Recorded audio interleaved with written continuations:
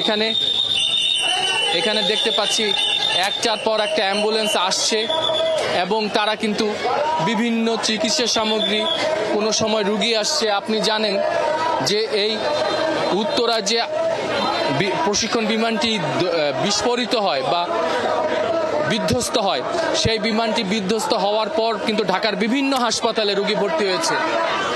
আমরা দেখতে পাচ্ছি বিভিন্ন জায়গা থেকে বিভিন্ন হাসপাতাল, বিভিন্ন জায়গা থেকে কিন্তু স্বেচ্ছাসেবক দলের প্রতিনিধিরা আসছেন এবং তারা তারা তারা তারা কিন্তু বিভিন্ন হাসপাতালে তারা পরিদর্শন করছেন যে কোনো হাসপাতালে কোনো কিছু লাগবে কিনা, তাদের কি কি ঘাটতি আছে সেই জিনিসগুলো কিন্তু তারা দেখছেন, নোট করছেন। যেখানে যেটা ঘাটতি, ওষুধ, স্যালাইন, খাবার পানি, প্রয়োজনীয় খাবার বা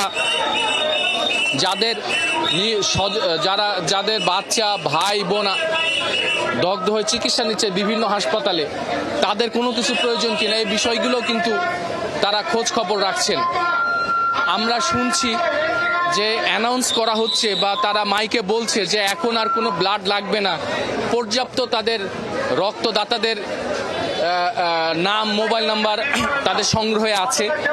আগামীকাল সকাল 8টা পর্যন্ত কোনো রক্ত লাগবে না, কারণ যা রক্ত লাগবে তারা ইতিমধ্যে কিন্তু রক্তদাতারা রক্ত দিয়ে দিয়েছে ভিতরে। এখন আগামীকাল কিভাবে প্রস্তুতি নেবে সেই পরিকল্পনা হয়তো তারা করছে। আপনি দেখতে পাচ্ছেন এটা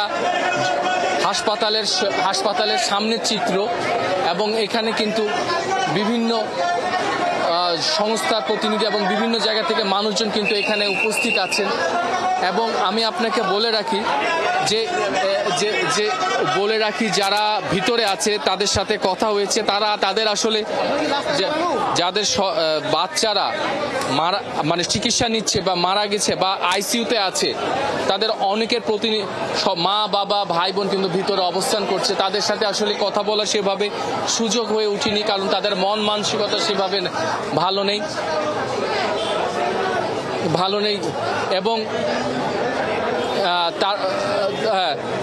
তারপর এখানে যে রুগীরা ভর্তি আছে ভিতরে, ডাক্তাররা কিন্তু খুবই শঙ্কিত এই রুগীদের নিয়ে। কারণ আপনি জানেন এই আগুনে পুরো দগ্ধ রুগীদের প্রতি মুহূর্তে তাদের শারীরিক পরিস্থিতি অবনতি হতে থাকে।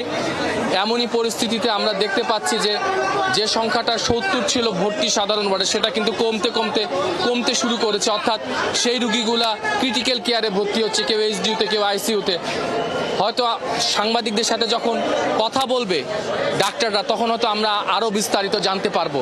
তো আমি ছিলাম ঢাকা এই হাসপাতালে জরুরি বিভাগের ভিতরে।